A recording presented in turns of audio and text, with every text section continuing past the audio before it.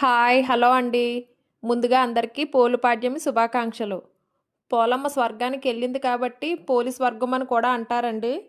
మేము ఏరు దగ్గరికి వెళ్ళి స్నానాలు చేసి అక్కడే దీపాలైతే వదులుకునే వాళ్ళమండి. కానీ ఈసారి అయితే ఇంటి దగ్గరే తులసమ్మ దగ్గర దీపాలైతే వదులుకున్నాము. కార్తీక మాసం నెల రోజులకి 33 ఒత్తులైతే వెలిగించుకుని మా అత్తగారు కూర్చుని పోలి కథ అయితే చెబుతున్నారండి. నేను కూడా కూర్చుని కథ అయితే వింటున్నానమాట.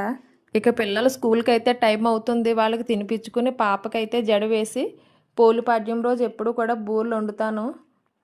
బూరెలు ఎప్పుడూ కూడా నాకు సరిగా వచ్చేవి కాదు, కానీ ఈసారి ఎలా వస్తాయో ఏంటో అని కొద్దిగా టెన్షన్ పడ్డానండి. కానీ బూరెలు అయితే చాలా బాగా వచ్చాయండి. టేస్టీగా చాలా రౌండ్గా బూరెలు ఎక్కడ చేదకుండా చాలా బాగా వచ్చాయి. అవి మా అత్తగారు దేవుడికి నైవేద్యం పెట్టి దండం పెట్టుకున్నారు. నా ఈ వీడియో మీకు నచ్చినట్లయితే లైక్ చేసి సబ్స్క్రైబ్ చేయడం మర్చిపోవద్దు. Bye bye.